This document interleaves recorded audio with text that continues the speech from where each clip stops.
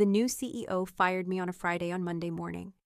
The company lost its biggest international contract worth $24 million, and no one saw it coming except me.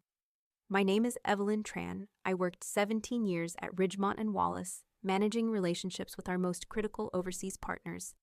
I didn't have a fancy title, I didn't sit at the big table, but I was the reason our contracts stayed intact. Then came Christopher Hale, a 30-something CEO with slick shoes and buzzwords for breakfast. He never asked who I was. He never understood what I did, and just like that, I was out. He thought he was making the company leaner, but what he cut was the spine. I didn't shout. I didn't beg. I let him make his mistake. And when the consequences came, I didn't lift a finger to stop them. Have you ever been underestimated by someone who didn't even bother to learn your name? If you have, tell me where you're watching from and what they lost when they let you go. This is True Tales. Subscribe for real stories of silent revenge every single day. My name is Evelyn Tran. I'm 42 years old. Vietnamese American born and raised in the Bay Area. I don't wear power suits or speak in boardroom jargon. I've never been the loudest voice in the room. But for 17 years, I was the most consistent one. I worked in the Strategic Partnerships Division at Ridgemont Wallace, a mid-sized consulting firm based in San Francisco. My specialty, East Asian markets. Specifically managing our long-standing relationship with Gold Peak Tech, a tech conglomerate in Shenzhen. They were one of our biggest clients, quiet, demanding, and incredibly loyal if they felt respected. And that was the key word in my job: respect. Not just in language, but in tone, in timing, in gift-giving, in silence. I knew their holidays, their negotiation customs, the unspoken rules behind every deal. Most of my work didn't show up on quarterly reports. There was no graph for saved a 7-figure contract with one perfectly worded apology. I wasn't on stage. I was behind the curtain, making sure the performance didn't fall apart. I'd been there longer than 3 CEOs. The first was strategic, but burnt out. The second had legal issues. The third, he tried to outsource everything and didn't last a year. Then came Christopher Hale.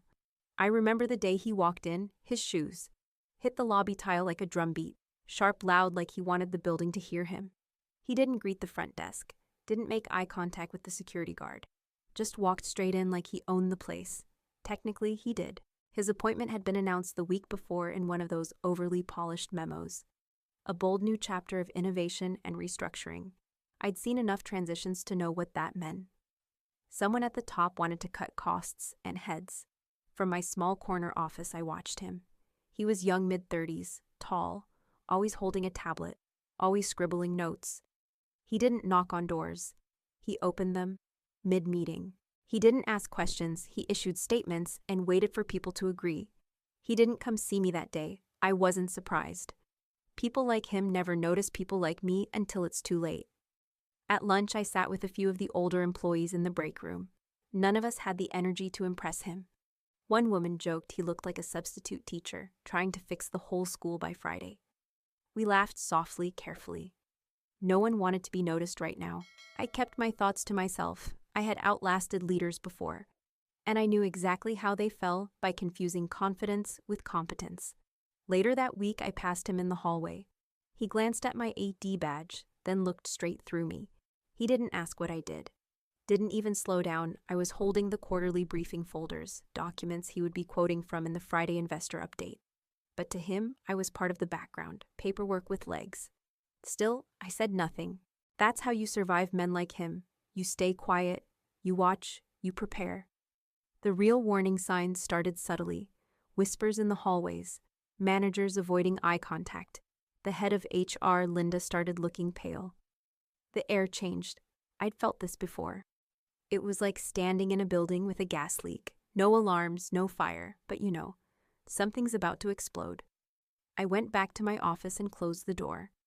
Sat down at my desk, opened the draft of a quarterly report and stared at the screen. Nothing had happened yet, but it would. It always does.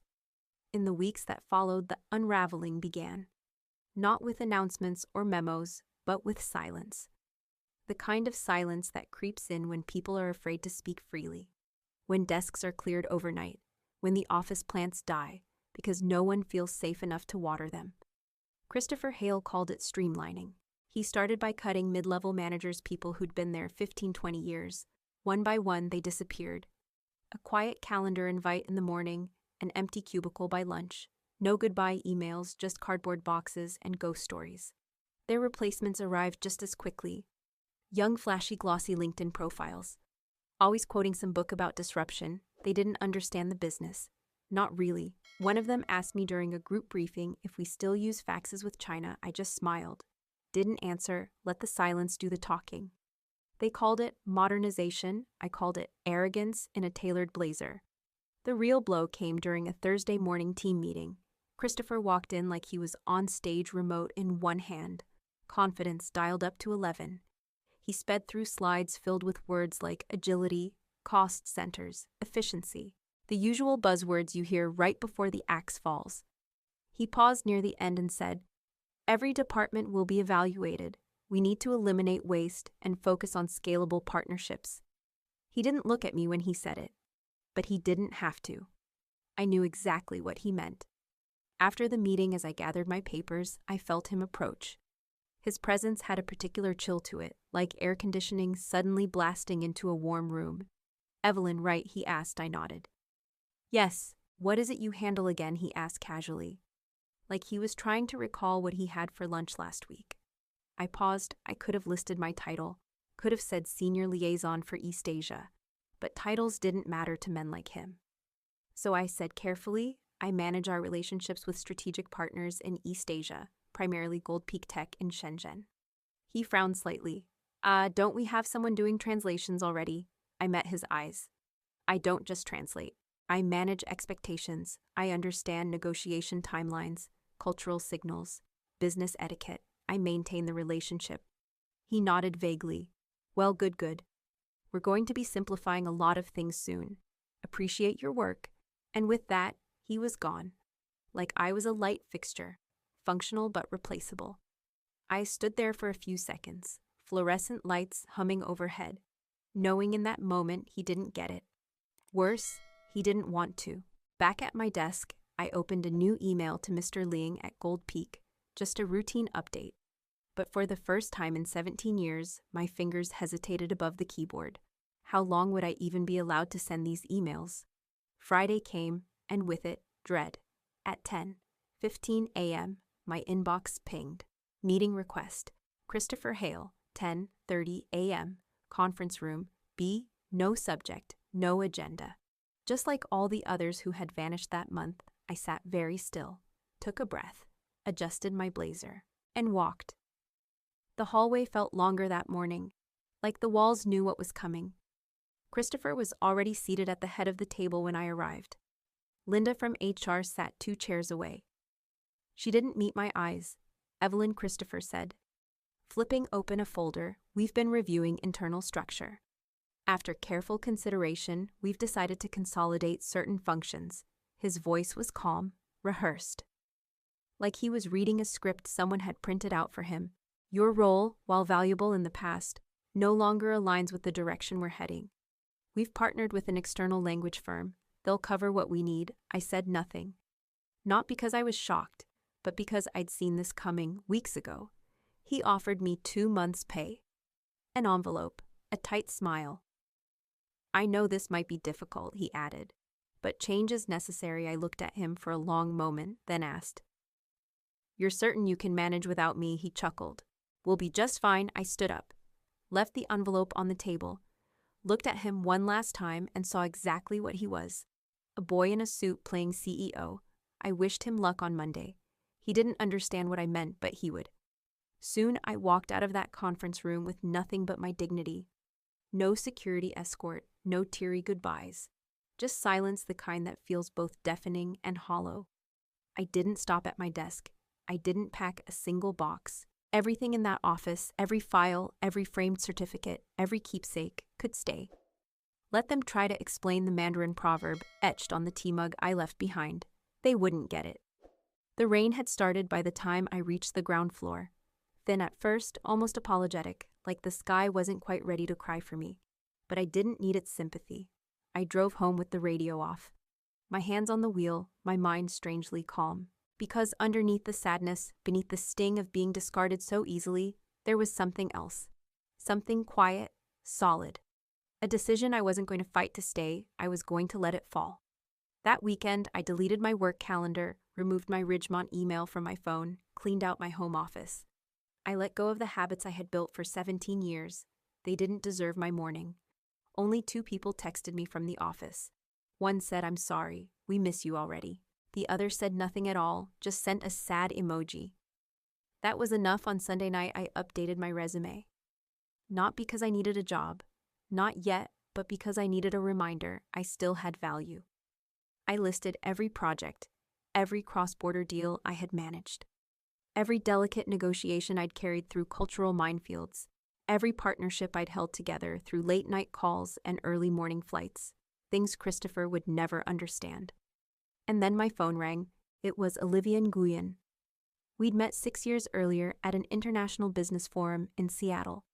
She was now a director at Lawson & Reed Global Consultants, a growing firm with global reach and a reputation for doing things the right way. "I heard what happened at Ridgemont," she said gently. "Would you consider meeting for coffee tomorrow?" I didn't hesitate. The next morning, I put on a crisp navy blouse, pulled my hair back, and walked into Lawson & Reed's downtown office. The receptionist greeted me by name. The meeting room was quiet, elegant, no performative buzz. Just respect. Mr. Reed himself was there. Late 50s, sharp, but not arrogant. He asked insightful questions. Not just about what I did, but how I did it. How I earned the trust of clients, like Gold Peak. How I understood the subtleties no spreadsheet could capture. By the end of the meeting, he offered me a position. Head of East Asian Strategic Relations, better pay, more autonomy. No micromanagement. A clean slate. I accepted before the coffee cooled. That evening, I sat at my kitchen table with a warm cup of oolong and reread the job offer, and I thought about Christopher. He had assumed I'd vanish quietly, that I'd be just another name on a severance envelope. He was wrong. I didn't need revenge. I didn't need to get even. I just needed to let him feel what it meant to lose something irreplaceable. And Monday would be the first lesson. At 10 a.m., Gold Peak Tech was scheduled to meet with Ridgemont Wallace to renew a 3-year contract worth $24 million.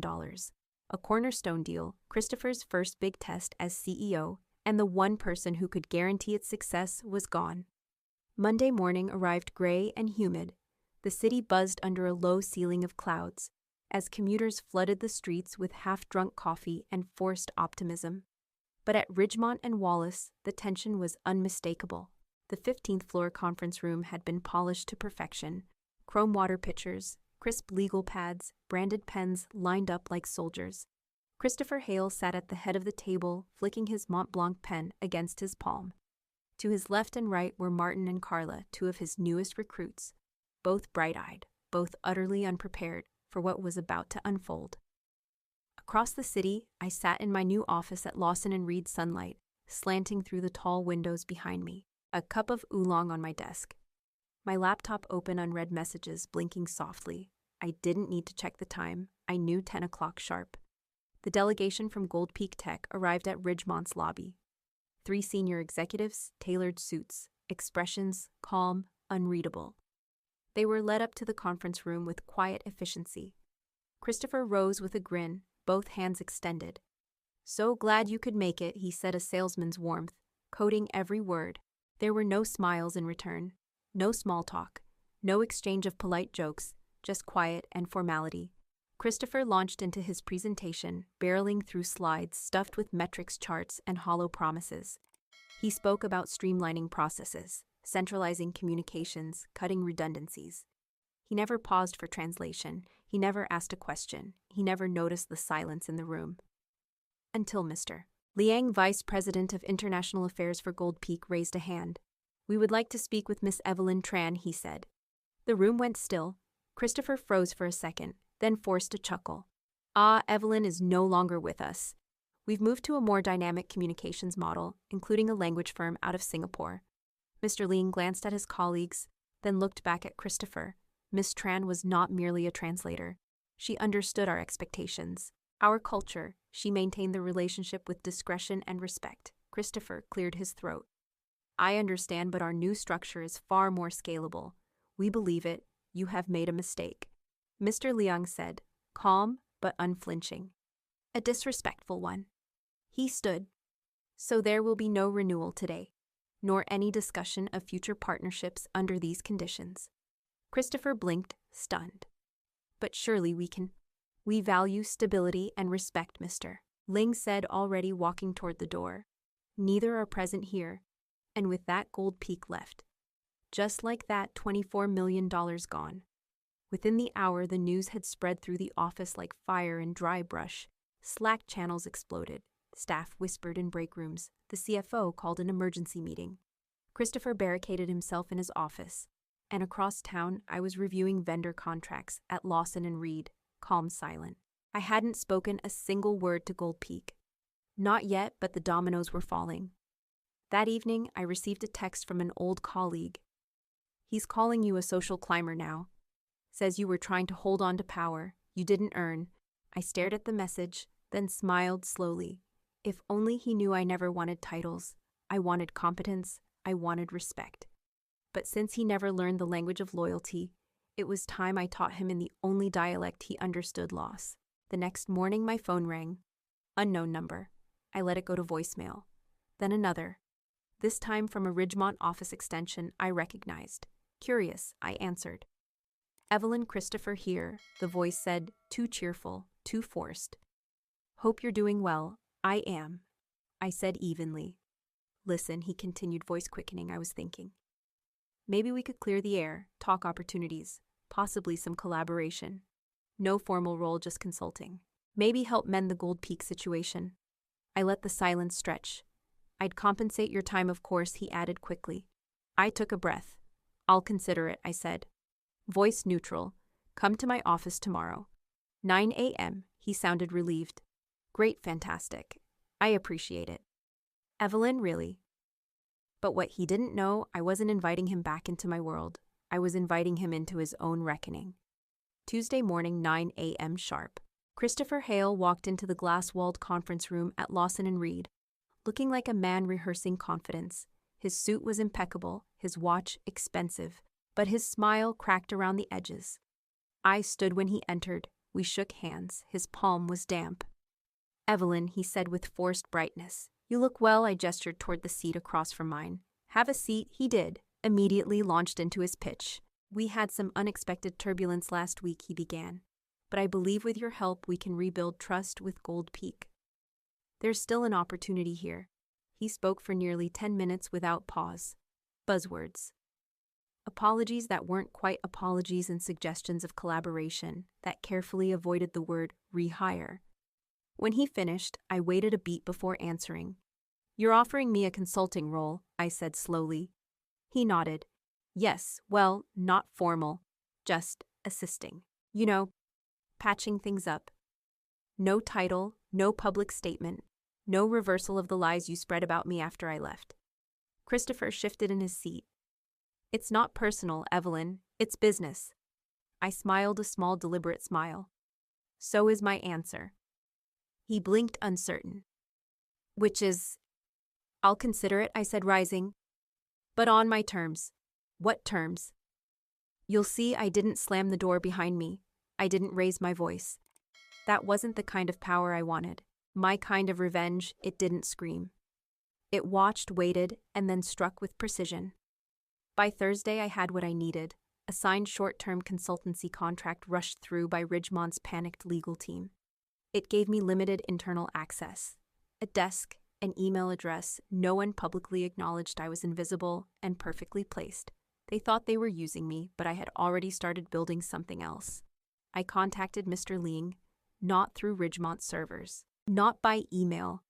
I used the private number he had given me years ago, after a particularly delicate negotiation involving customs delays and a misworded invoice.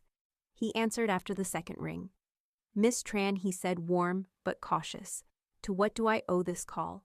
I switched to Mandarin, as always. I owe you an apology, I said. For the confusion, and for my absence. He was quiet, then replied, sometimes confusion is not your fault. Sometimes, I agreed. And sometimes it's the result of ignorance. Another pause. Are you contacting me on behalf of Ridgemont? No, I said clearly, I'm contacting you as someone who respects what we built together. And someone who believes you deserve to know the truth. I told him everything. No spin, no bitterness. Just facts how I had been pushed out. How the new leadership treated our partnership like a cost to cut. How they mistook cultural diplomacy for simple translation. When I finished, he was quiet again. "Where are you now?" he asked. "Lawson and Reed Global Consultants." I said. Another pause. Then a low chuckle. "I see. I would be honored to work with you again," I said carefully. "But that's your choice."